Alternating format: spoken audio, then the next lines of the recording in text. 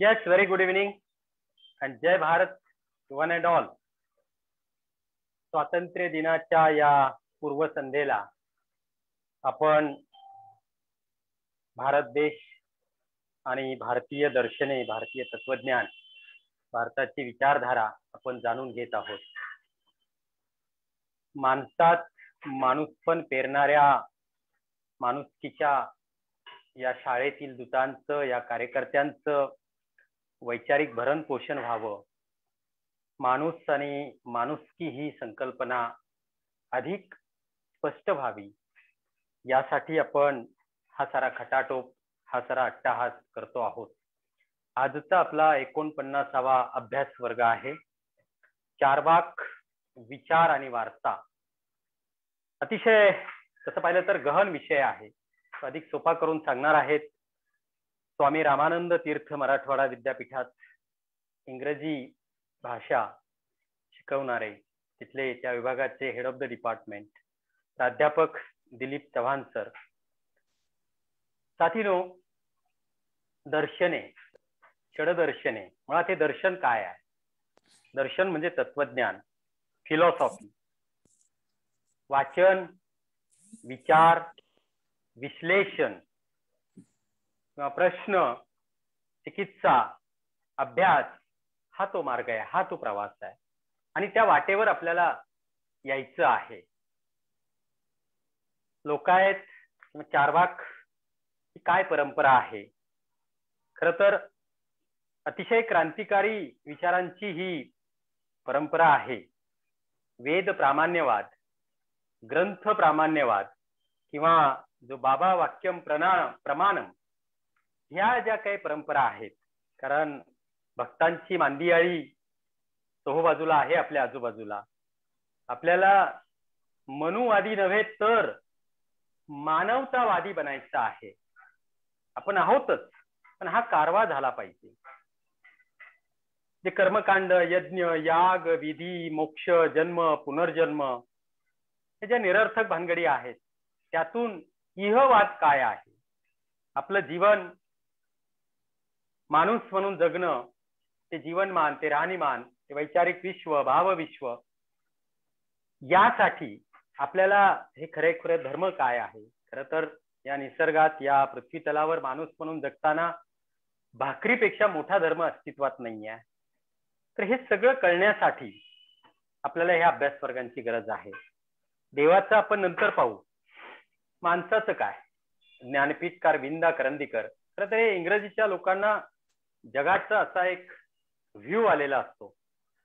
आणि आज प्राध्यापक आपले दिलीप चव्हाण सर हे सुद्धा इंग्रजीचे विद्वान असे प्राध्यापक आहेत. तर विंदा करंदीकरांनी असं म्हटलं होतं, माकड हसले, माकड मेले, माणूस झाला, परदुःखाने रडला प्राणी, देव प्रकटला त्याच ठिकाणी. मग आपण अशा या देव माणसांच्या शोधात आहोत, नाही का? देवापेक्षाही ते देवत्व महत्वाचं आहे. मग ते कशात आहे? तर ते अभ्यासात आहे. घटनाकार डॉक्टर बाबासाहेब आंबेडकर यांनी म्हटलं होतं, डोंट ले your head on anyone's feet, who ever, कोणी असो, त्या डोक्यावर, त्या पायावर आपलं त्यांचं ते डोकं किंवा आपलं स्वातंत्र्य घाण ठेवायचं नाहीये. हा विचार आपल्या संविधानातला आहे, घटनाकारांचा आहे. रॉबर्ट फ्रॉस्ट, आम्ही ते इंग्रजीचे थोडे अभ्यासक असल्यामुळे वाङ्मयाचे, अर्थात लिटरेचर, रॉबर्ट फ्रॉस्ट यांनी असं म्हटलं होतं की two roads diverged in a wood and I took the less travelled by and that has made all the difference. तर हे जे ऑल द डिफरन्स आहे, त्या वाटेवर आपण आहोत. उच्च विद्या विभूषित असलेले डॉक्टर दिलीप चव्हाण सर यांचा अगदी थोडक्यात परिचय मी करून देतो आहे. ते स्वामी रामानंद तीर्थ मराठवाडा विद्यापीठात नांदेड येथे इंग्रजी भाषेचे विद्वान असे प्रोफेसर आहेत. लँग्वेज, लिटरेचर अँड कल्चर या विभागाचे ते प्रमुख आहेत. सोशिओ लिंग्विस्टिक याच्यामध्ये त्यांची स्पेशालिटी आहे. फुले शाहू आंबेडकर आणि जाती व्यवस्था अंत या पुस्तकाचं त्यांनी सहलेखन केलेलं आहे. जाती अंताची दिशा, समकालीन भारत, हे त्यांचं पुस्तक अतिशय प्रसिद्ध आहे. आता नव्यानं त्या पुस्तकाचं एडिशन येतं आहे. शिक्षण जातवर्गीय वास्तव आणि समतावादी पर्याय, स्त्री शिक्षणाचा संघर्ष, डॉक्टर बाबासाहेब आंबेडकर आणि भारतीय शिक्षणातील जाती संघर्ष, साम्राज्यवाद, भाषा आणि संस्कृती. तर असं खूप सारं त्यांचं लिखाण केवळ इंग्रजीत नव्हे, केवळ मराठीत नव्हे, हिंदी अशा सर्व भाषांमध्ये ते लिंग्विस्ट म्हणजे आहेत, सर्व भाषा जाणता आहेत. Language, politics under colonialism, caste, class and language pedagogy in Western India. हेही अतिशय त्यांचं प्रसिद्ध असं लेखन आहे. इंग्रजी हे म्हणतात ना वाघिणीचं दूध आहे, बाबासाहेबांनी म्हटलंय, जो कोणी पिईल ते तो गुरगुरल्याशिवाय राहत नाही. हे गुरगुरणं आपल्याला ऐकायचं आहे. तत्पूर्वी मी दिलीप चव्हाण सर बोलतील, परंतु या विषयाची थोडीशी अधिक व्याप्ती आपले दादा करतील. लोकशाहीर संभाजी भगत दादा. माझ्या प्रिय भावंडांनो, खरं तर दिलीप चव्हाण यांचं व्याख्यान ऐकण्याच्या दृष्टीनेच इकडे आहे, परंतु मिशन माणुसकीच्या माध्यमातून ही जी शाळा आम्ही चालवतो त्याचे कार्य आणि लोक, आपले जनरल लोक यांच्यासाठी हा अभ्यास वर्ग आपण चालवत असतो. आम्ही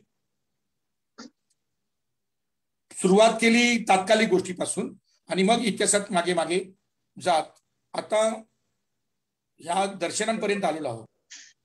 जे भक्ती चळवळीचं एक मोठं काम झालेलं आहे मध्ये, त्याची सांगता जी आहे ती महाराष्ट्रातील थोर विचारवंत रावसाहेब कसबे यांनी केलेली आहे. आणि आता धर्मपूर्व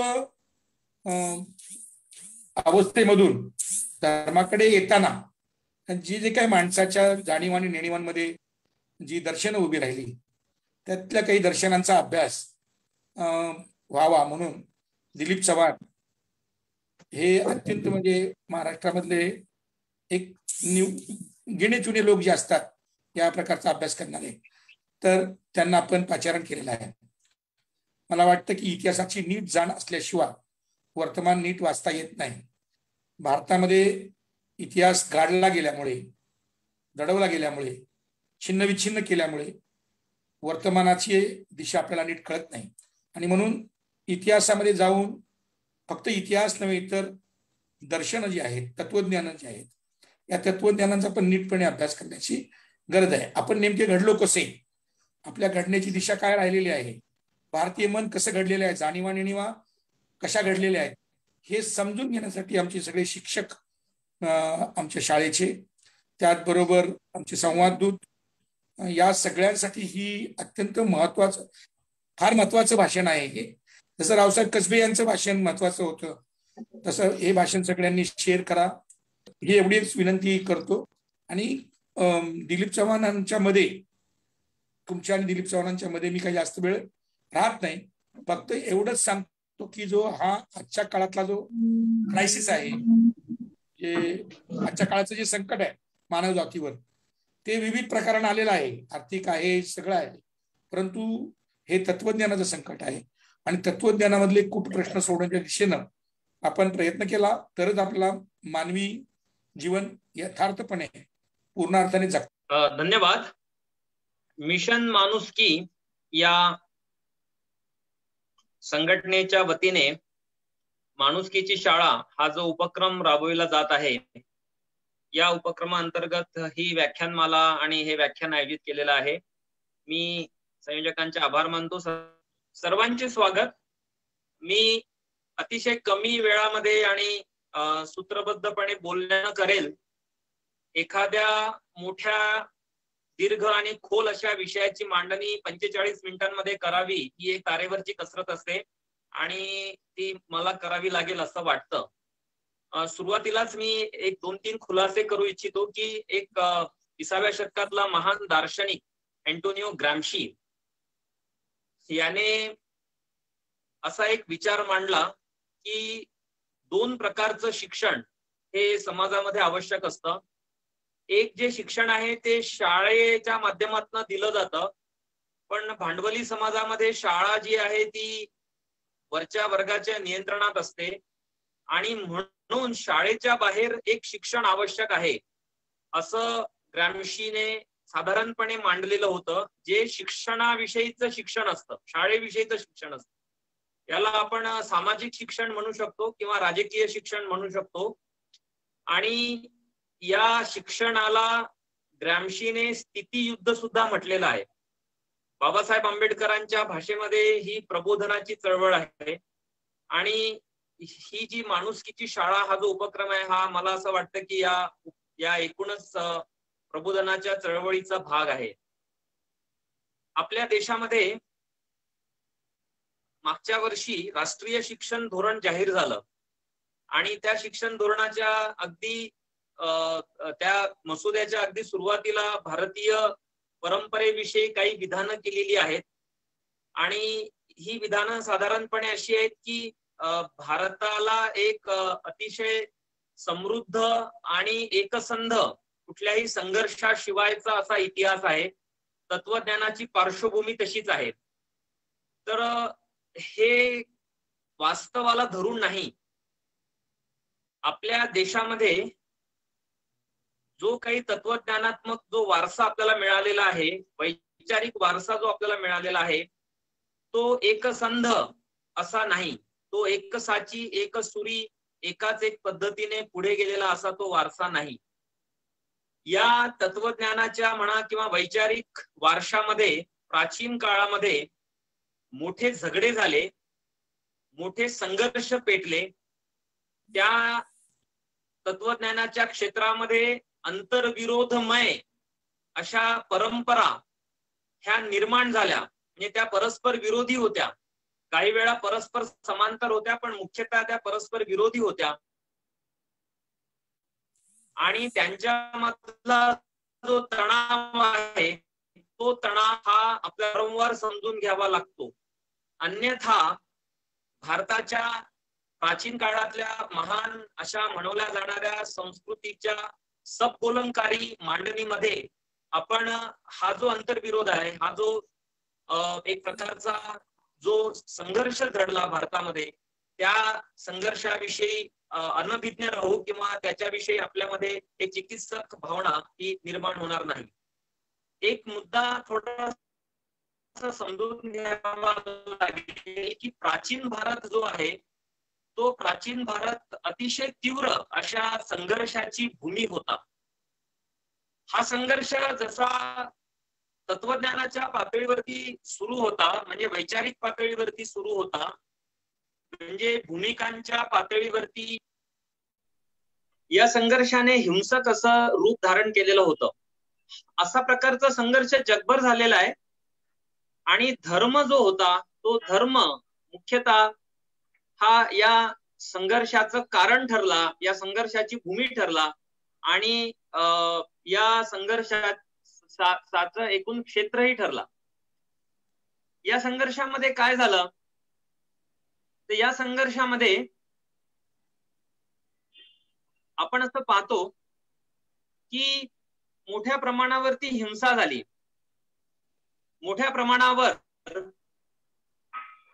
ग्रंथालय जाळली गेली आणि ग्रंथही जाळले गेले. भारतामध्ये ते घडलं. नालंदा या विद्यापीठाच्या ग्रंथालयाचा संदर्भ सगळा उपलब्ध आहे. हे ग्रंथालय 3 वेळा जाळलं गेलं आणि शेवटचं जेव्हा ते जाळलं गेलं, त्याचे उल्लेख जे मिळतात वाङ्मयामध्ये ते असे हे ग्रंथ होतं. हे युरोप असो की मध्यपूर्व असो, जिथे इस्लामचा उदय झाला, की भारत असो, हे आपल्याला समजून घ्यावे लागतात. आणि जेव्हा मुद्दा चार्वाकांचा येतो तेव्हा तर ते नक्कीच समजून घ्यावे लागतात. कारण आता आपण जेव्हा चार्वाकाविषयी जेव्हा बोलतो तेव्हा हा एक प्रश्न तयार होतो की चार्वाकांचं आता सध्या आपल्याकडे कोणतंही साहित्य उपलब्ध नाही. अधिकृत अशा स्वरूपाची एक सुसंगत अशी संहिता आपल्याकडे उपलब्ध नाही. तर ही जी पुस्तकं होती, ही जी ग्रंथ होती चार्वाकांची, ही ग्रंथ ही नष्ट केली गेली, ती जाळली गेली. आणि आता आपल्याकडे चार्वाक समजून घेण्यासाठी आवश्यक ती ग्रंथ संपदा लागते. ती ग्रंथ संपदा ही आता आपल्याकडे उपलब्ध नाही. तर याची कारण आपल्याला समजून घ्यावी लागतील. चार्वाकांचा जो काळ आहे तो वेदपूर्व काळ आहे. काळाचंही भान ठेवावं लागेल. वैदिक संपूर्ण विकास जो झाला, वेदांची रचना आणि वैदिक काळ ज्याला म्हणतात, त्याच्या पूर्वी चार्वाक होते आणि ते त्यांचा विचार मांडत होते. पण त्या संपूर्ण संघर्षाच्या काळामध्ये यांनी ज्या प्रकारची रचना केली असेल, ज्या प्रकारचे ग्रंथ लिहिले असतील, ते नष्ट केले गेले. आणि आता आपल्याला जेव्हा चार्वाक समजून घ्यायचे असतात तेव्हा ही सगळी समस्या उभी होते की कशाच्या आधारे आपण चार्वाक किंवा जो लोकायत जो विचार आहे हा आपण कसा समजून घेणार आहोत. या दोन मत ही महत्वाची आहेत. एक असा एक समजून घ्यायला पाहिजे की जगभर जे भौतिकवादी परंपरा ज्या असतात, मोहरण करण्याचा प्रयत्न हा जगामध्ये इतिहास काळापासून सुरू. कारण युरोपमध्ये जो औपचारिक अशा प्रकारच्या धर्माचा जेव्हा उदय झाला, ख्रिस्ती धर्माचा, तेव्हा ख्रिस्ती धर्माच्या आधी सॉक्रेटिस वगैरे जे युरोपच्या जनतेचा हळूहळू ताबा घेतला. अरबस्थानातही असंच घडलं. स्थापत्य अशा प्रकारच्या विज्ञानांचा विकास करण्यासाठी अरबस्थानातले वैज्ञानिक हे प्रयत्नशील होते. पण इस्लामच्या उदयानंतर आणि इस्लामचा ताबा हा कर्मठ अशा संघटनांनी आणि उलेमांनी घेतल्यानंतर अरबस्थानामधली ही जी वैज्ञानिक विकासाची जी परंपरा होती तिचा निराश झाला, तिला मागे ढकललं गेलं. काहींचे खून करण्यात आले, काही ग्रंथही नष्ट केले गेले, हल्ले झाले आणि इस्लामने मध्यपूर्व संपूर्ण अरबस्थानाचा हा ताबा घेतला. या संदर्भामध्ये M.N. रॉय यांचं the historical role of Islam हे एक पुस्तक अतिशय महत्वाचं आहे. मला असं सांगण्यात आलं संयोजकांनी की काही पुस्तकांची नावं पण मी सांगावीत, म्हणजे पुढील काही अभ्यासाच्या दिशा ह्या कदाचित खुल्या होऊ शकतात. तर या पुस्तकाचा मराठी अनुवाद देखील उपलब्ध आहे, आपण तो सर्वांनी जरूर वाचावा. की धर्माचा उदय हा त्या धर्माच्या स्थापनेपूर्वी त्या समाजामध्ये एक जी प्रागतिकता असते, भौतिक अशा वस्तूविषयीचं संशोधन आणि लेखन चिंतनाची जी परंपरा तयार झालेली असते, त्या परंपरेला धर्माचा उदय हा त्या परंपरेच्या ऱ्हासाला कारणीभूत होतो. आणि त्यासाठी बऱ्याच वेळा जो संघर्ष झाला तो संघर्ष हा हिंसात्मक अशा मार्गाचा संघर्ष होता आणि भारत याला अपवाद नाही. चार्वाकांची ग्रंथ का जाळली गेली हा एक प्रमुख मुद्दा समजून घेण्यासारखा आहे, पण केवळ त्या मुद्द्यावरती आपल्याला रेंगाळता येणार नाही. याविषयी आपल्याकडे पुरेशी माहिती उपलब्ध नाही, पण काही आपण अंदाज बांधू शकतो की तो जो संघर्ष होता चार्वाकांचा तो भारतामध्ये जेव्हा व्यवस्थेचा उदय होत होता, या वर्णव्यवस्थेच्या उदयासोबत पुरोहित अशा प्रकारच्या वर्गाचाही उदय झाला, ब्राह्मण या वर्णाचा उदय झाला. आणि हे जे ब्राह्मण पुरोहित होते ज्यांनी वैदिक संस्कृतीच्या गौरवीकरणाची भूमिका घेतली, त्यांची जी ईश्वराची कल्पना होती ती ईश्वराची कल्पना ही इतर समूहांवरती लादण्याचा विचार केला किंवा त्या दिशेने ते तेव्हा हे पूर्वीचे जे चार्वाक होते धर्मपूर्व अवस्थेमधले, जे भौतिकवादाचा पुरस्कार करत होते, ज्यांनी सृष्टीच्या आणि निसर्गाच्या अभ्यासासाठी काही प्रकारची वाट ही निर्माण केलेली होती, त्या चार्वाकांच्या विरोधात एक तीव्र अशा प्रकारचा संघर्ष सुरू झाला ज्याने हिंसक रूप धारण केलं. आणि यामध्ये चार्वाकांचे जे ग्रंथ होते ते ग्रंथ नष्ट झाले, त्यांची नावंही नष्ट झाली असं म्हटलं जातं. अभ्यासकांमध्ये साधारणपणे याच्याविषयी दुमत नाही की अनेक चार्वाक हे अस्तित्वात होते. म्हणजे आपल्याकडे कसे चळवळीमध्ये अनेक कार्यकर्ते असतात की ते ठिकठिकाणी चळवळीच्या विचारांचा प्रसार करत असतात, त्या प्रकारे अनेक लोक होते आणि त्या सगळ्यांनाच चार्वाक म्हटलं जायचं असा एक विचार हा मांडण्यात आलेला आहे. आणि या पार्श्वभूमीवर आपल्याला समजून घ्यावं लागेल की चार्वाकांनी जो विचार मांडला तो विचार नेमका काय होता. त्यातला एक दुसरा मुद्दा जो नीटपणे बघावा लागतो तो असा आहे की आता चार्वाक समजून घेण्यासाठी आपल्याकडे जर चार्वाकांचे स्वतःचे म्हणूनचे जर ग्रंथ नसतील तर मग चार्वाक आपण कसा समजून घेणार आहोत, अभ्यासकांनी कसा समजून घेतला. तर यासाठी आपल्याला चार्वाकांचे जे मतं होती ती मतं नंतर इतर पंथाचे जे लोक होते, मुख्यतः वैदिक जे अभ्यासक होते, त्यांचे जे ऋषी होते, त्यांनी चार्वाक मताचं खंडन करण्यासाठी या मतांचा उल्लेख त्यांच्या ग्रंथांमध्ये केलेला आहे. आणि हा उल्लेख हा अनेक अशा ग्रंथांमध्ये विखुरलेला आहे. आणि म्हणून ही जी ग्रंथ आहेत ही ग्रंथ ही आपल्याला अभ्यासावी लागतात. आता या ग्रंथांमध्ये खूप ग्रंथांचा समावेश होऊ शकतो. ज्यांना पुढच्या टप्प्यावरती अभ्यास करायचा आहे त्यांच्या फक्त मी एक उल्लेख करेल की आपल्याकडे अतिशय पायाभूत असं काम जे केलेलं आहे या संदर्भामध्ये ते देवीप्रसाद चट्टोपाध्याय यांनी केलेलं आहे. त्यांचा लोकायत हा एक ग्रंथ आहे जो अतिशय मूलगामी असा मानला जातो या संदर्भामध्ये.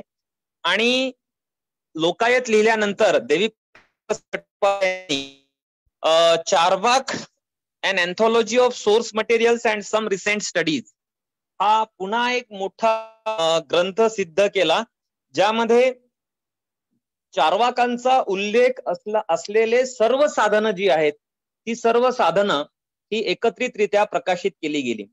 आता यामध्ये वेदांमध्ये चार्वाकांचा उल्लेख होता, रामायणामध्ये होता, महाभारतामध्ये होता, उपनिषदांमध्ये आहे, इतर अनेक अशा ग्रंथांमध्ये आहे. आणि विशेष म्हणजे 14व्या किंवा 16व्या शतकामध्ये, आता त्याच्याविषयी पुन्हा वाद आहे अभ्यासकांमध्ये, माधवाचार्य नावाचे एक वैदिक परंपरेमधले कर्मठ एक अभ्यासक होते.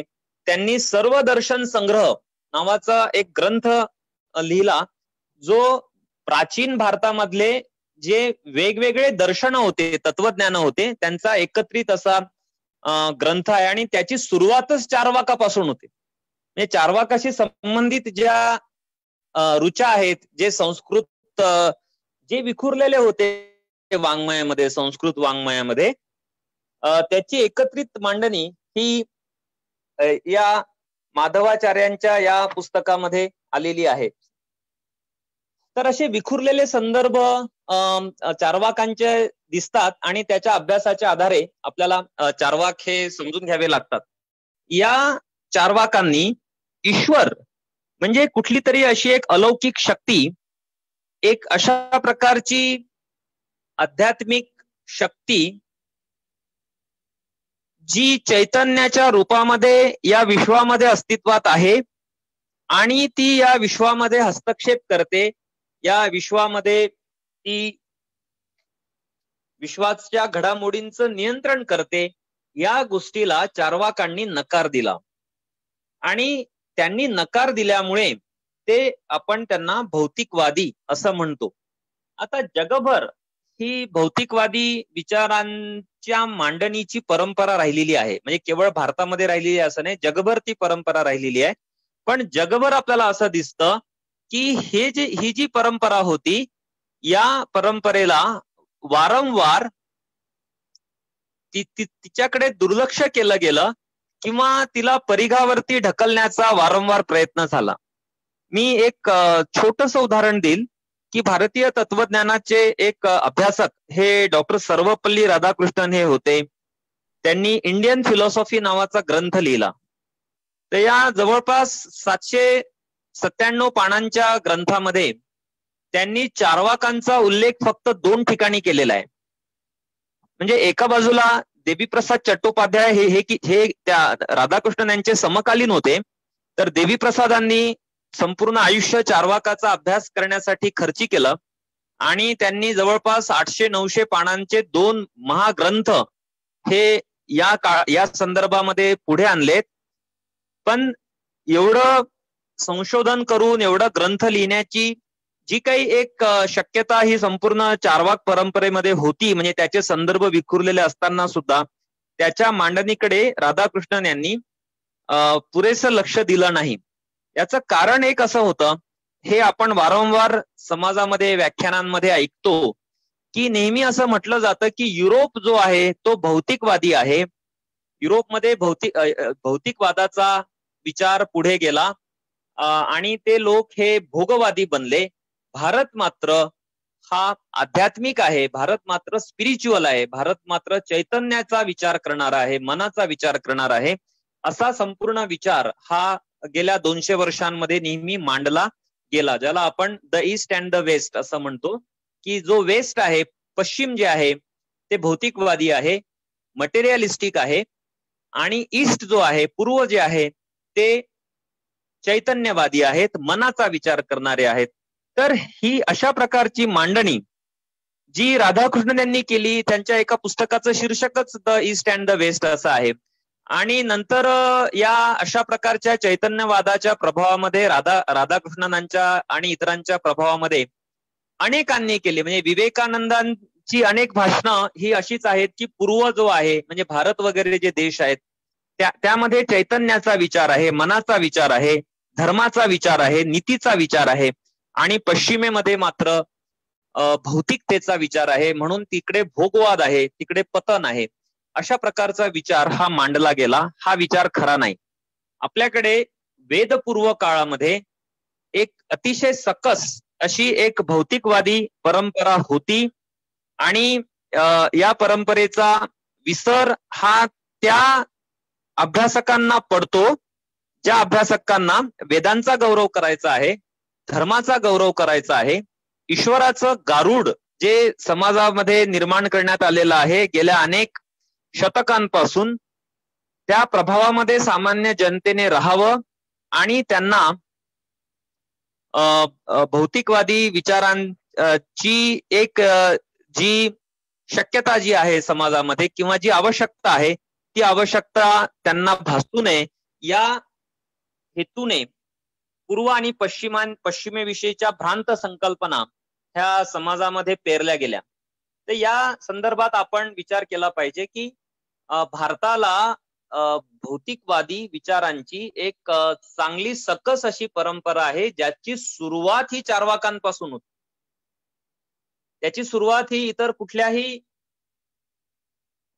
परंपरेपासून होत नाही, तर ती आपल्याला नोन हिस्ट्री जी आहे, म्हणजे आपल्याला ज्ञात जो इतिहास आहे, त्या ज्ञात इतिहासामध्ये हे जे चार्वाकांचं जे दर्शन होतं, म्हणजे फिलॉसॉफी जी होती, जिला लोकायत दर्शन असं म्हटलं जातं, तर या लोकायत दर्शनाची पासून आपण असं म्हणतो की भौतिकवादी एक विचार पुढे आला आणि नास्तिकवादी विचार हा पुढे आला. आता याचं महत्व का आहे आपल्यासाठी, की आपण असं पाहतो की गेल्या 2-2.5 हजार वर्षांचा जो जगभराचा जो इतिहास आहे, तो इतिहास हा एका बाजूने धर्माचा इतिहास आहे आणि तो धार्मिक संघर्षाचा पण इतिहास आहे. आणि अशा पार्श्वभूमीवरती जेव्हा आधुनिक विज्ञान आलेलं आहे, स्वर्ग नावाची गोष्ट अस्तित्वात नाही हे विज्ञानाच्या आधारे आपण सांगू शकतो. देव ईश्वर ही संकल्पना अस्तित्वात नाही हे विज्ञानाच्या आधारे आपण सांगू शकतो. धर्म हा मानव निर्मित आहे आणि धर्मामुळे समाजामध्ये सतत ताणतणाव, युद्ध, हिंसा घडत असते. हे आपण आज विज्ञानाच्या माध्यमातून, म्हणजे विज्ञानाच्या आधारे सांगू शकतो. पण या सगळ्यांची पार्श्वभूमी, या सगळ्या चर्चेची पार्श्वभूमी ही अतिशय पूर्वीच्या अतिशय जुन्या काळामध्ये ही चार्वाकांनी तयार केलेली होती. आता ही आपल्यासाठी आवश्यक यासाठी आहे की ही जर पार्श्वभूमी तयार केली नसती तर माणसाचा जो विकास आहे तो विकास झाला नसता. माणसाचा विकास कशामुळे रोखला गेला?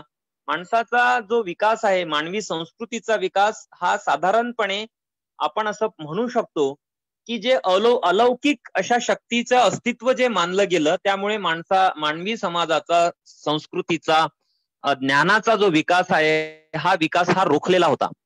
आपल्याला असं दिसतं की आत्मा जो आहे, या आत्म्याला आपल्या समाजामध्ये खूप महत्व दिलं जातं. आत्म्याशिवायचं जे शरीर आहे त्याला अचेतन म्हटलं जातं आणि त्याची समाजामध्ये एका प्रकारे घृणा केली जाते किंवा ते अस्पृश्य मानलं जातं. बरेच लोक अंत्ययात्रेला जातात, अंत्यविधीला जातात आणि आल्यानंतर आंघोळ करतात आपल्या समाजामध्ये. याचं कारण असं आहे की मृत शरीर जे आहे ते अचेतन असल्यामुळे ते अपवित्र मानलं जातं. तर भौतिकवादी परंपरेमध्ये तसं नव्हतं. भौतिकवादी परंपरेमध्ये शरीर जे आहे त्या शरीराला कमी लेखलं गेलं नाही किंवा निसर्गाला सुद्धा कमी लेखलं गेलं नाही. तर अलीकडच्या काळामध्ये शरीरावरती खूप संशोधन सुरू आहे. स्त्रीवाद्यांनी सुद्धा शरीराला अलीकडच्या काळामध्ये खूप महत्व दिलं. शरीर हे आपल्याला कमी लेखता येणार नाही असं मानलं गेलं. पण त्याच्या या आजच्या काळाच्या जवळपास 2500 वर्ष आधी चार्वाक आणि लोकायत परंपरेमध्ये मानवी शरीर जे आहे या मानवी शरीराला कमी लेखण्याची जी एक परंपरा तयार होत होती तिला विरोध केला गेला. म्हणजे एका बाजूला ईश्वर या संकल्पनेला विरोध, संघटित धर्म या संकल्पनेला विरोध, स्वर्ग या संकल्पनेला विरोध, अंतिम अशी कोणती मुक्ती म्हणजे मृत्यूनंतर आपली अंतिम मुक्ती होणार आहे, आपण काहीतरी मुक्तीचा आनंद घेणार आहोत किंवा आपण मुक्त होणार आहोत, आत्मा जो आहे तो शरीरातून निघून जाणार आहे आणि तो कुठेतरी अनंतात जाणार आहे किंवा तो परमात्म्याला भेटणार आहे, या कोणत्याही गोष्टीला चार्वाकांनी थारा दिला नाही. आपल्या या दृश्य अशा जगापलीकडे दुसरं कोणतं जग आहे या गोष्टीलाही त्यांनी विरोध केला. त्यांनी त्याच्यावरती विश्वास ठेवला नाही आणि जनतेने म्हणजे सामान्य लोकांनी त्याच्यावरती विश्वास ठेवावा असंही त्यांना वाटलं नाही. त्यांनी अग्निहोत्राला विरोध, यज्ञ संस्कृतीला विरोध केला आणि सर्वात महत्वाचं म्हणजे त्यांनी वेदांना विरोध केला. आता भारतामध्ये काय आहे की वेद हे असे ग्रंथ आहेत की ज्यांचा प्रभाव जाणते अजाणतेपणी हा सर्व पंथांवरती, सर्व धर्मांवरती, सर्व विवेक ज्या परंपरा आहेत त्या सर्वांवरती वेदांचा प्रभाव हा राहिलेला आहे.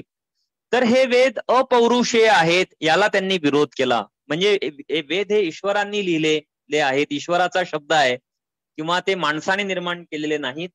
या सगळ्या गोष्टींना त्यांनी विरोध केला. यज्ञामध्ये प्राणी बळी दिले जात होते तर याला चार्वाकांनी विरोध केला. त्यांनी असा युक्तिवाद केला की जर यज्ञामध्ये दिलेले प्राणी हे जर बळी दिल्यानंतर जर स्वर्गात जात असतील तर यज्ञ करणारे जे लोक आहेत, जी व्यक्ती आहे, त्या व्यक्तीने तिच्या वडिलांचा बळी द्यावा कारण तिच्या वडिलांना स्वर्गात जायचं आहे.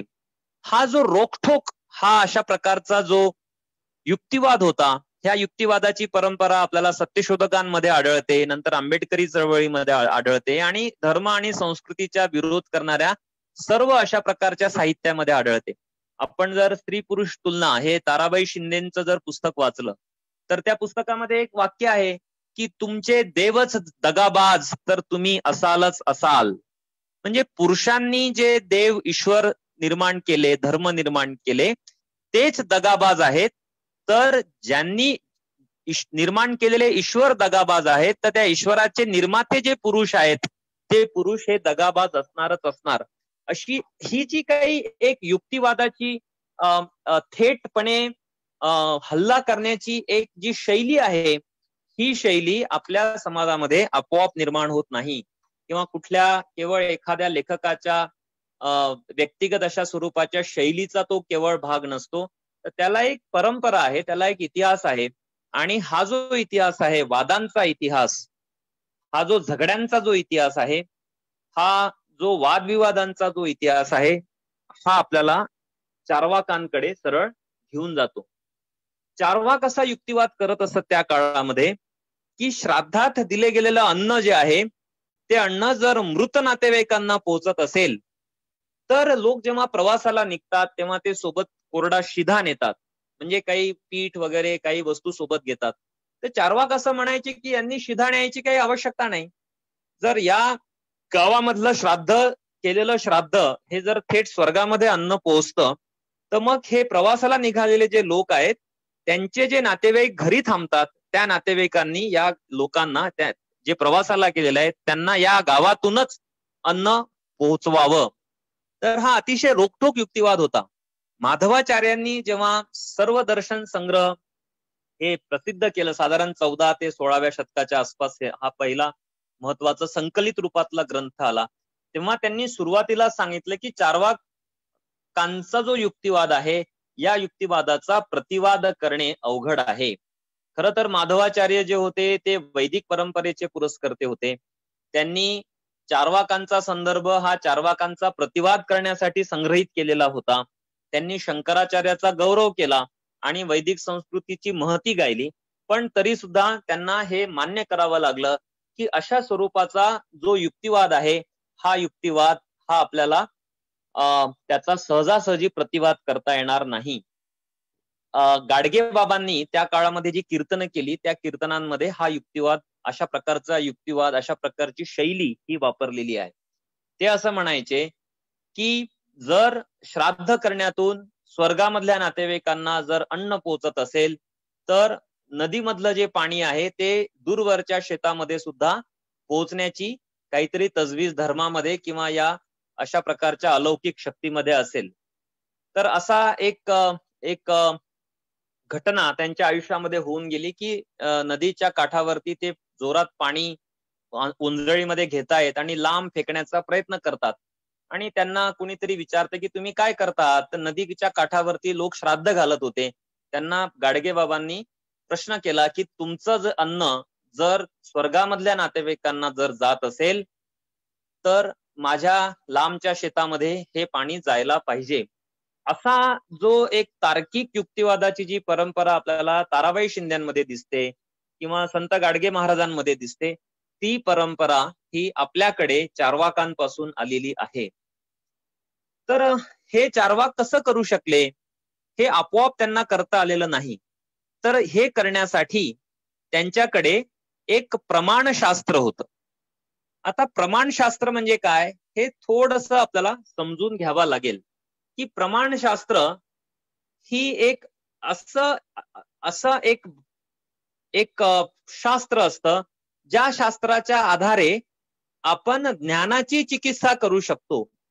ज्ञानाचे जे घटक असतात, उपघटक असतात, या उपघटकांची चिकित्सा करू शकतो. ज्ञान कसं निर्माण होतं, त्या प्रक्रियेमध्ये नेमकं काय घडत असतं याचा एक अतिशय मूलगामी अभ्यास हा प्रमाणशास्त्रामध्ये करण्यात येतो. एखादी गोष्ट ही प्रमाण कशी ठरते, तिच्याविषयी वस्तुनिष्ठता आपण कशी तपासायची असते, ती गोष्ट ही विज्ञानाच्या नियमांना किंवा प्रत्यक्ष वस्तुनिष्ठपणे एखादी वस्तू जी अस्तित्वात असते त्या वस्तूचं योग्य ते नेमकं वर्णन करण्यासाठी एखादी ज्ञानशाखा ही यशस्वी होते की नाही याची तपासणी करण्यासाठी प्रमाणशास्त्र हे विकास पावलेली एक प्रकारची पद्धती आहे. आणि भारतीय परंपरेमध्ये ज्ञानाच्या विषयी अनेक जे दृष्टिकोन होते वैदिकांनी विकसित केलेले आणि त्यानंतर विकास पावलेले, या दृष्टिकोनांमध्ये अनेक प्रकारच्या अंधश्रद्धा होत्या, अनेक प्रकारच्या गफलती होत्या. ब्राह्मण आणि पुरोहित वगैरे जे वर्ग होते किंवा राजे आणि क्षत्रिय हे जे वर्ग होते यांचं वर्चस्व टिकून राहण्याच्या हेतूने हे प्रमाणशास्त्र हे सोयीस्कररित्या हे विकसित केलेलं होतं. उदाहरणार्थ भगवद्गीतेमध्ये एक ऋचा अशी आहे की तुम्ही जर एखाद्या प्रश्नावरती जर वाद घालत असाल आणि तो प्रश्न हा वेदांच्या संदर्भातला आहे, वेदांमधली कुठली ऋचा आहे आणि तिच्यावर वाद सुरू आहे आणि तुमच्यामध्ये दोन मतं जर निर्माण झाली तर तुम्ही तुमचा विवेक वापरणे अपेक्षित नाही. अशा वेळी स्मृतींमध्ये जे लिहिलेलं आहे किंवा वेदांमध्ये जे लिहिलेलं आहे मूळ त्याला प्रमाण मानावं, पण स्वतःचा विचार स्वतःचा विवेक हा वापरू नये. तर वैदिक परंपरा जी आहे ती विवेकाच्या विरोधात आहे. तुम्हाला बुद्धी आहे, तुम्हाला मेंदू आहे आणि हा मेंदू वापरण्याची क्षमता योग्यता ही प्रत्येक व्यक्तीमध्ये आहे. हे जे वैज्ञानिक सत्य आहे या वैज्ञानिक सत्याच्या विरोधात ही वैदिक परंपरा उभी राहिली. आणि त्यातून पठण आलं. म्हणजे वैदिक परंपरेमध्ये पठण का आलं, तर स्वतःचा विवेक वापरायचा नाही. जे वेद होते ते एका पिढीकडून दुसऱ्या पिढीकडे मौखिक रूपातून संक्रमित होत असत. आणि ज्या वेदशाळा होत्या त्या वेदशाळा ह्या मुख्यतः पठनाची जी परंपरा आहे ती परंपरा पुढे नेत होत्या. ब्राह्मणांमध्ये जे द्विवेदी, त्रिवेदी, चतुर्वेदी हे जी आडनावं दिसतात ती केवळ आडनावं नाही आहेत, तर कोणत्या ब्राह्मणांना किती वेद पाठ करण्याचे अधिकार होते यावरून ब्राह्मणांमध्ये ही आडनावं ही निर्माण झालेली होती. तर ही पठण परंपरा होती. जेव्हा तुम्ही पठण करता तेव्हा तुम्ही चिकित्सा करू शकत नाही. पठण आणि चिकित्सा ह्या एकमेकांच्या विरोधी असलेल्या संकल्पना आहेत. वैदिक परंपरेमध्ये पठण आहे, चिकित्सेला विरोध आहे, आणि भौतिकवादी जी परंपरा आहे ती पठणाच्या विरोधात आहे. म्हणून आपण समाजामध्ये पाहतो की ब्राह्मणेतर जे विद्यार्थी असतात, बहुजन जे विद्यार्थी असतात ते पाठांतर करत नाहीत, कारण त्यांना त्याची पार्श्वभूमी नाहीये. आणि उच्च जातीय जे विद्यार्थी असतात ते पठण करतात. आणि शिक्षण व्यवस्था ही पठणाला पूरक असल्यामुळे अगदी IITs ची जी एंट्रन्स टेस्ट होते ती पठणावर आधारलेली आहे. म्हणजे ती एक प्रकारे पाठांतरावर आधारलेली आहे. यांत्रिकपणे तुम्ही उत्तर पाठ करा आणि IIT मध्ये प्रवेश मिळवा. तर चार्वाक हे आपल्यासाठी महत्वाचे यासाठी आहेत की मध्यंतरी असं एक विधान हे इन्फोसिसचे जे पूर्वीचे संचालक होते नारायण मूर्ती, त्यांनी बँगलोरच्या एका मोठ्या इन्स्टिट्यूटच्या पदवी प्रदान समारंभात केलं की आपल्याकडे ज्या IITs आहेत त्या IITsने एकही शोध लावलेला नाही महत्वाचा, असा शोध की जो जगभराला ज्याचा उपयोग झाला. तर याचं कारण मीमांसा नंतर जयंत नारळीकरांसह अनेकांनी केली, ती अशी की आपल्याकडे पठणाची परंपरा आहे आणि म्हणून आपल्याकडे विज्ञान आणि तंत्रज्ञानाचा विकास होऊ शकत नाही. आपण नेहमी चीन आणि जपान आणि अमेरिका आणि युरोपवरती विसंबून राहतो. नोकिया कंपनीचे मोबाईल आपण सुरुवातीच्या जनरेशनने वापरले, ती फिनलँडची कंपनी होती. आता सॅमसंग वगैरे वापरले जात आहेत, ते साऊथ कोरियन आहे, किंवा तुम्ही रेडमी वापरता ती चायनीज कंपनी आहे.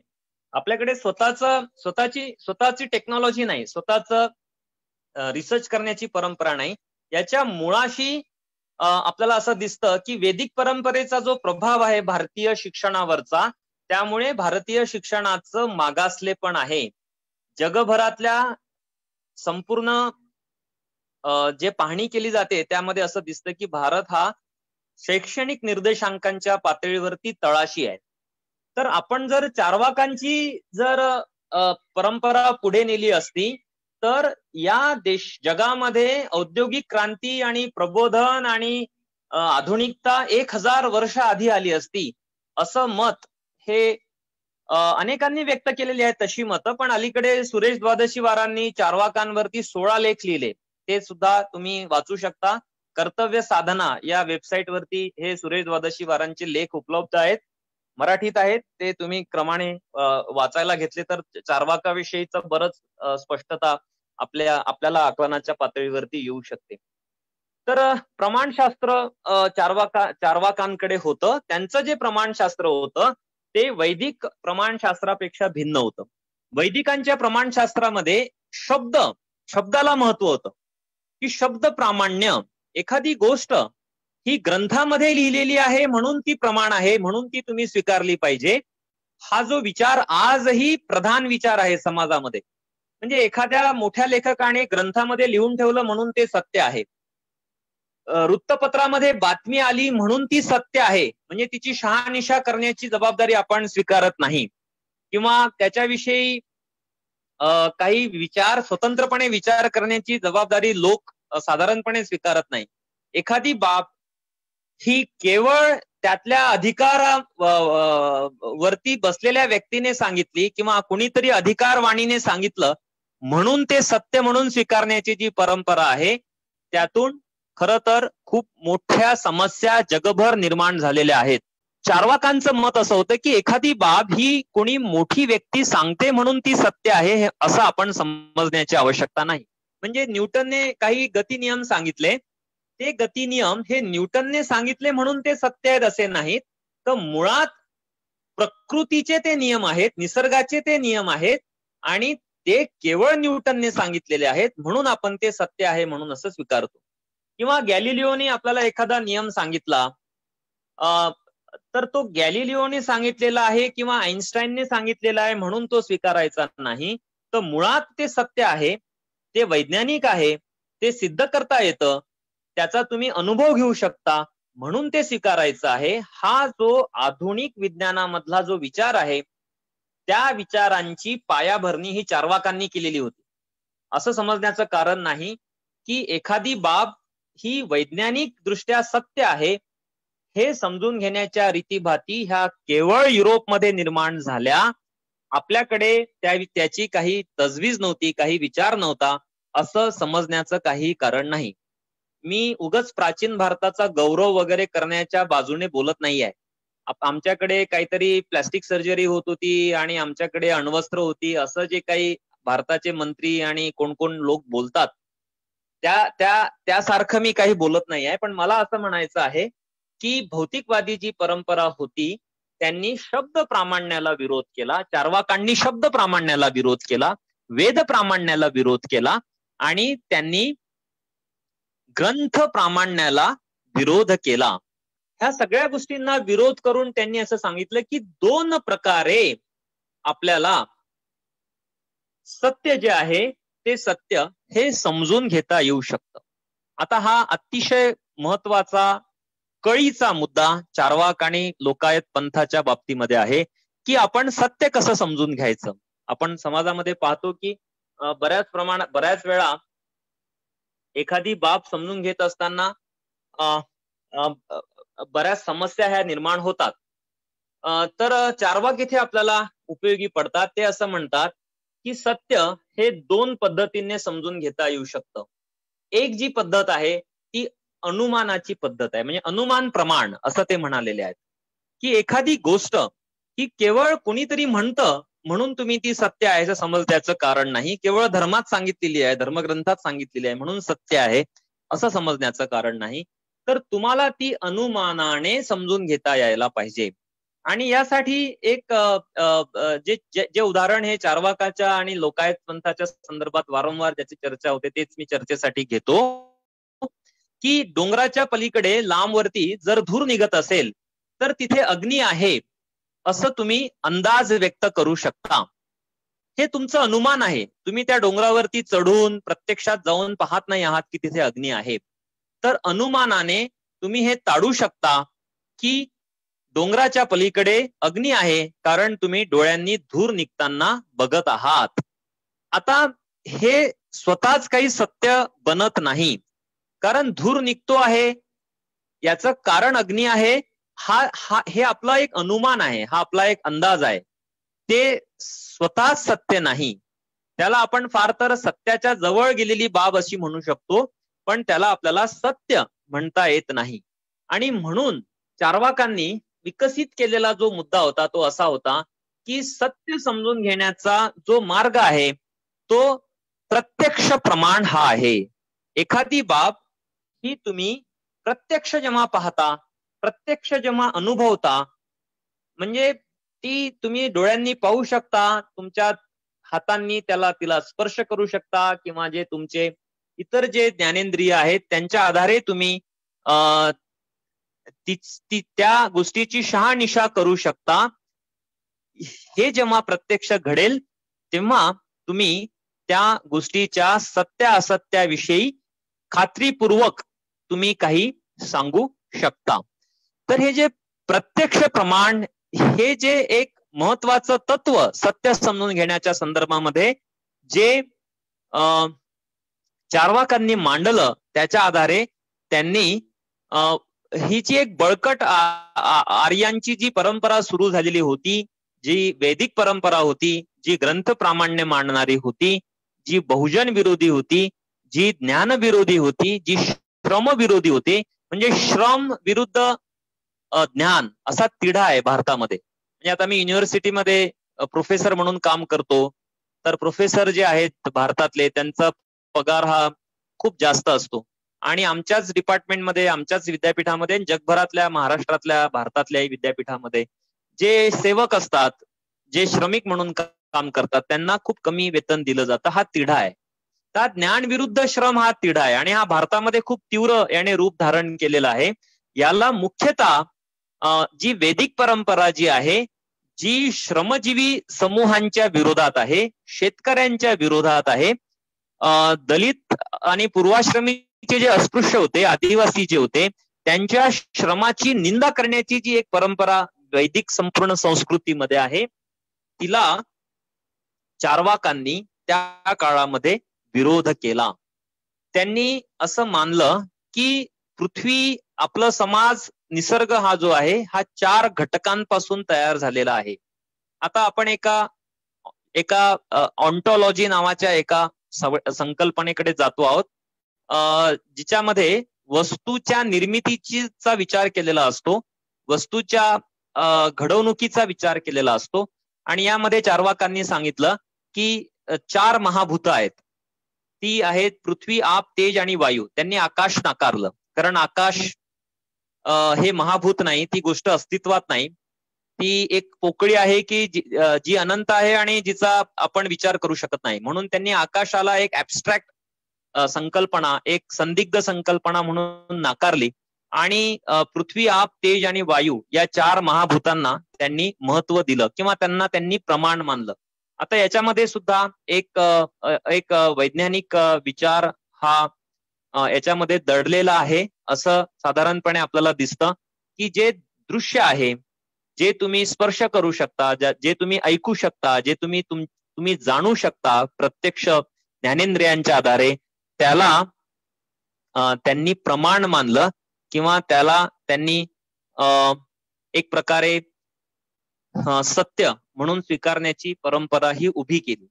आता याचा परिणाम असा झाला की त्या काळामध्ये भौतिकवादाचा पाया हा भारतामध्ये घातला गेला. त्याचा उपयोग हा नंतर बुद्धिझमला झाला. आपल्याला माहिती आहे की बौद्ध जी परंपरा आहे ती भौतिकवादी परंपरा होती. तिने ईश्वराला नकार दिलेला होता, आत्म्याला पूर्ण नकार दिलेला नव्हता. म्हणून आत्म्याच्या बाबतीमध्ये बौद्ध आणि चार्वाक म्हणजे लोकायत यांच्यामध्ये मतभेद होते. लोकायत जे होते ते प्रत्यक्ष प्रमाण मानणारे असल्यामुळे त्यांनी आत्म्याचं शरीराशिवायचं अस्तित्व आणि मुक्ती, मृत्यूनंतर मनुष्य मुक्त होतो, ह्या सगळ्याच संकल्पना धुडकावून लावलेल्या होत्या. त्या थोड्या फार प्रमाणामध्ये बौद्ध धर्मामध्ये अस्तित्वात होत्या किंवा नंतर ज्या प्रकारचे प्रवाह बुद्धिझम मध्ये निर्माण झाले त्यामध्ये ह्या अशा प्रकारच्या अंधश्रद्धा बाबी ह्या बुद्धिझम मध्ये शिरल्या. याला चार्वाकांनी विरोध केला आणि त्यामुळे असं झालं की भौतिकवादाचा पाया चार्वाकांना घालता आला आणि त्यामुळे निसर्गाचा अभ्यास, मानवी शरीराचा अभ्यास आणि प्रत्येक बाब ही व्यावहारिक अशा प्रकारच्या सत्य असत्याच्या निकषावरती, चौकटीवरती, त्याच्या निकषावरती तपासण्याची एक रीत तयार झाली आणि त्यातून आपल्याकडे विज्ञानाचा, प्राचीन काळामधल्या विज्ञानांचा विकास झाला. आयुर्वेदिक परंपरा जी होती ती आत्म्याला महत्व देत असल्यामुळे त्यांनी शल्यचिकित्सा नाकारली.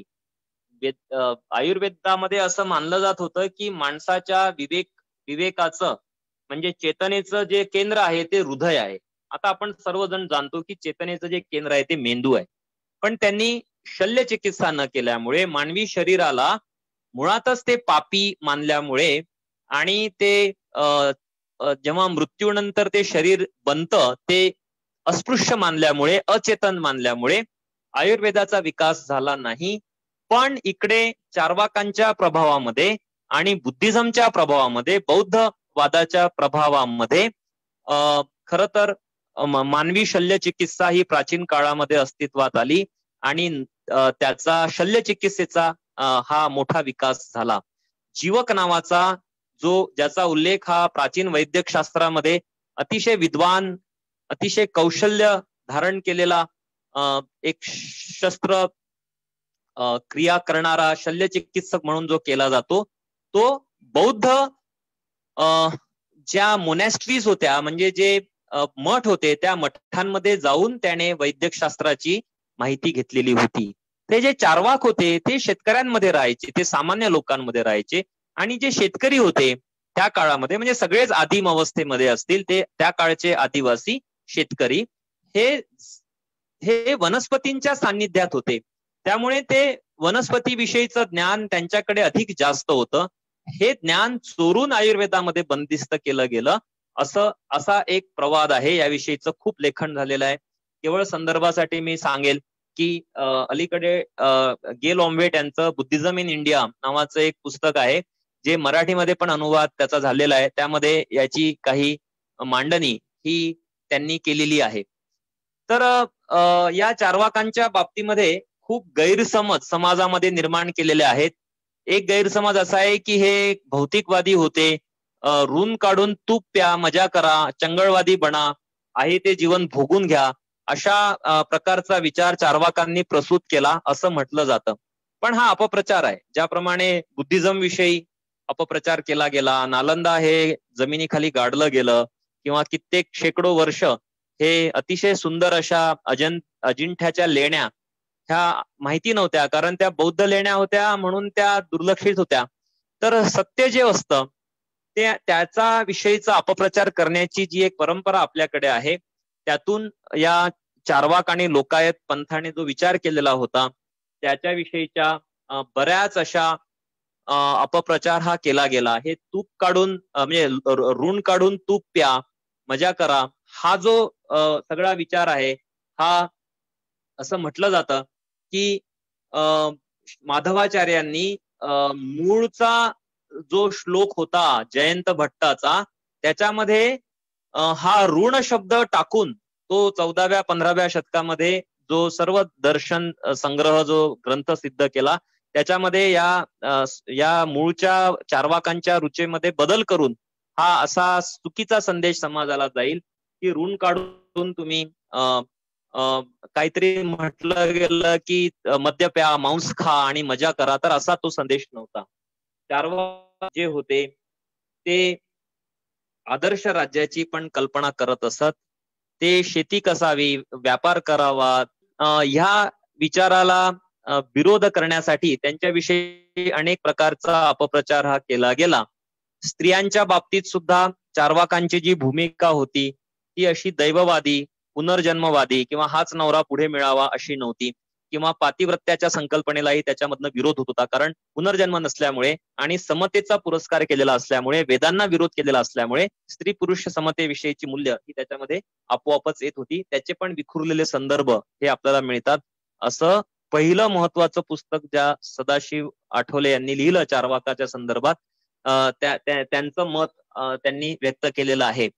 तर जेव्हा धर्म हा समाजामध्ये प्रभावी होतो तेव्हा समाजामध्ये एक प्रकारची दुही मासते, दुभंगले पण येतं. भारत आणि पाकिस्तानची फाळणी आपण अनुभवली 47 मध्ये, आणि आता पुन्हा हिंदू, मुस्लिम, बौद्ध, जैन, शीख हे जे समाज आहेत हे कुठल्या ना कुठल्या अर्थाने एकमेकांच्या विरोधात उभे ठाकलेले आपल्याला दिसतात. तर या धर्म, ईश्वर, स्वर्ग, नर्क, वेद प्रामाण्य ह्या सगळ्यांच्या संदर्भामध्ये आपल्याला जर चिकित्सक विचार करायचा असेल तर आपल्याला भारताची ही जी भौतिकवादी जी परंपरा आहे हिचा नीट अभ्यास हा करता यायला पाहिजे. मी आता शेवटाकडे येतो आणि एका मिनिटात संपवतो की या संदर्भामध्ये सदाशिव आठवले यांचं पहिलं महत्वाचं पुस्तक आलं, ते वाईवरून प्रसिद्ध झालेलं आहे. मला सांगण्यात आलं की काही पुस्तकांचा उल्लेख मी करावा म्हणून हा उल्लेख करतोय. मी यापूर्वी सांगितलंय की माधवाचार्यांचं सर्व दर्शन संग्रह उपलब्ध आहे. भांडारकर संस्थेने त्याला पुनर्मुद्रित केलेलं आहे. त्याचाही तुम्ही अभ्यास करू शकता.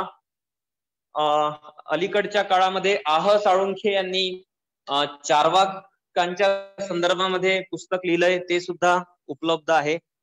आणि अगदी अलीकडे म्हणजे अगदीच काही वर्षांपूर्वी मराठीमध्ये प्रदीप गोखले यांनी अतिशय मूलमी चार्वाक आहे.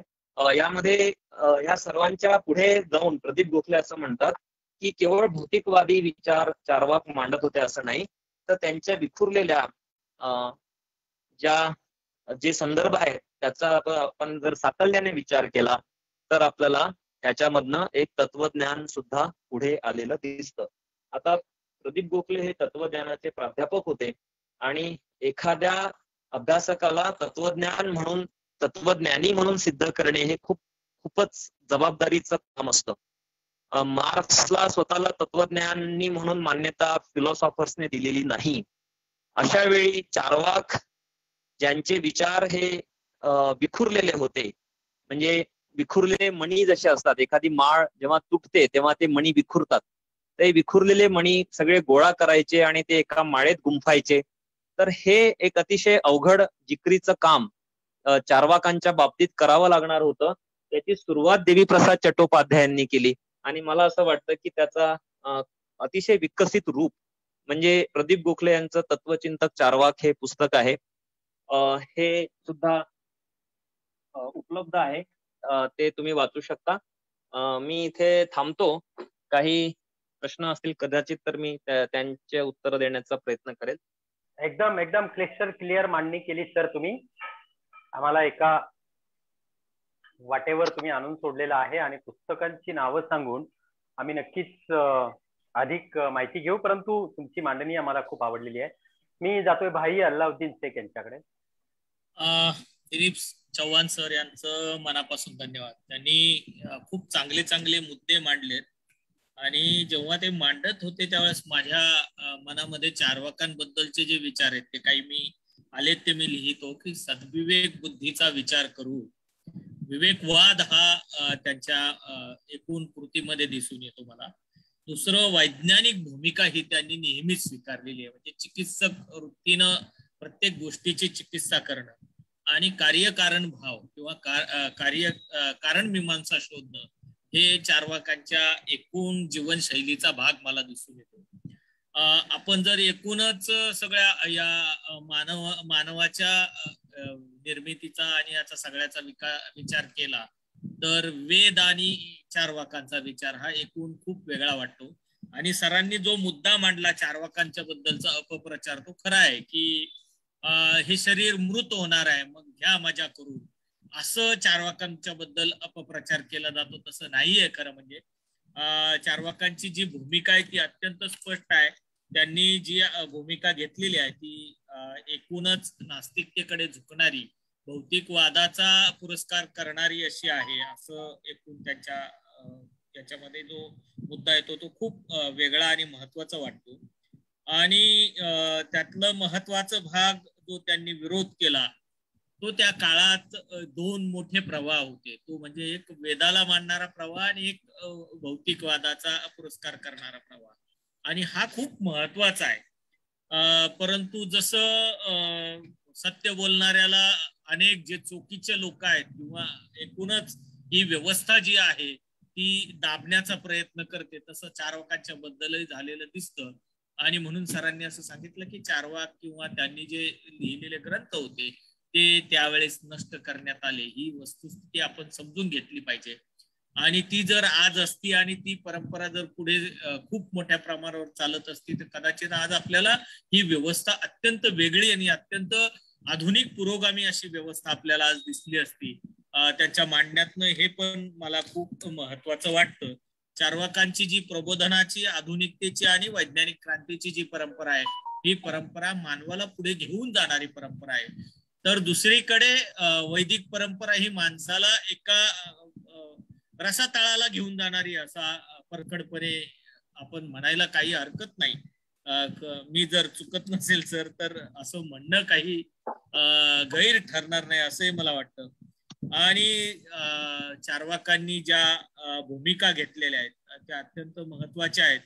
आणि आपण जर बघितलं तर मला मांडताना एक विचार, म्हणजे सर जेव्हा सांगत होते की चार्वाकांचे ग्रंथ नष्ट केले गेले त्यावेळेस मला काय कोण माहिती नाही, पण तुकाराम मला आठवले की संत तुकारामांचे सुद्धा जे परखड विचार होते, विद्रोही तुकाराम म्हणूया, तर त्यांचंही ग्रंथसंपदा नष्ट करण्याचा प्रयत्न केला. पण तो लोकांना माहिती असल्याने, अवगत असल्याने परत काही लोकांनी बसून तो लिहिला. पण त्याच्यामध्ये नंतर प्रवाहानुसार काही परत मध्ये वेगवेगळ्या लोकांनी वेगवेगळं टाकलं आणि त्याचा अर्थही बदलत गेला.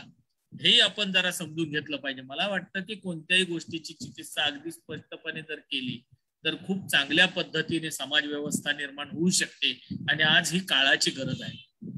धर्माची चिकित्सा नाही केली तर आज ज्या पद्धतीनं व्यवस्था निर्माण झालेल्या आहेत त्यातनं जे वाद उभे राहिलेले हे वाद समाजाला एका अधोगतीकडे घेऊन जाणारे आणि त्या धर्माच्या ऱ्हासाला कारणीभूत ठरणार आहे. मला स्वतःला असं वाटतं की या संदर्भात आपण चार्वाकांप्रमाणेच खरं चिकित्सा करायला हवी. हे सगळं करताना अत्यंत सरांनी जे महत्वाचे मुद्दे मांडलेत ते मला फारच महत्वाचे वाटतात की चार्वाकांची जी व्यवस्था होती ही व्यवस्था खूप महत्वाची म्हणजे आदर्श राज्याची कल्पना होती. शेती व्यापार असेल आणि त्याबरोबर समाज व्यवस्था असेल तर ही अत्यंत महत्वाची, कारण त्यामध्ये स्त्री पुरुष समानता आणि श्रमप्रतिष्ठा आणि ह्या महत्वाच्या मुद्द्यांकडे जो अधोरेखित सरांनी केलं ते मला खूप महत्वाचं वाटतं. आणि सत्य तपासणी कशी करावी हे सरांनी जे मांडलं ते अत्यंत महत्वाचं होतं. आज दिलीप चव्हाण सर आपल्याकडे आले आणि त्यांनी जी मांडणी केली त्या मांडणीतनं मलाही स्वतःला खूप म्हणजे मी चार्वाकांचं फार पूर्वी वाचलेलं आहे साळुंखेंचं पुस्तक, परंतु मला आज पुन्हा त्याची उजळणी झाली आणि मला खूप बरं वाटलं की आपण पुन्हा हे ऐकतोय आणि सरांची मांडणी अत्यंत मनापासून आवडलेली आहे. सर मी मिशन माणुसकीच्या वतीने, कारण मिशन माणुसकी ही एक मिशन आहे, संस्था नाहीये, आम्ही चळवळही म्हणत नाही, खरं ही मिशन आहे आमचं की माणसात माणूस पण रुजवायला पाहिजे आणि हे रुजवण्याचं काम आम्ही मिशन माणुसकीच्या वतीने माणुसकीच्या शाळेच्या वतीने करत असतो. तर मी आपलं मनापासून कृतज्ञता व्यक्त करतो. आपण आमच्या परिवारातले आहात, वेगळे नाही आहात, त्यामुळे आभार शब्द म्हणत नाही कारण तुमच्यावरती भार टाकायचा नाहीये. आपण सगळेजण एकत्र पुन्हा भेटत राहूया, एकमेकांना समजून घेत आणि या विषयांच्या अधिक संकल्पना स्पष्ट करत आपण पुढे जाऊया. मला वाटतं की मी इथे फेसबुक लाईव्ह करणारे, शेअरिंग करणारे सर्वांचं आणि आता जे उपस्थित आहेत फेसबुक वरती आपल्याला पाहत आहेत त्या सगळ्यांची कृतज्ञता व्यक्त करतो. आणि उद्या संध्याकाळी 5 वाजता आपली शाळा आहे, त्या शाळेला सर्वांनी उपस्थित राहावं अशी विनंती करतो आणि थांबतो. जय भारत.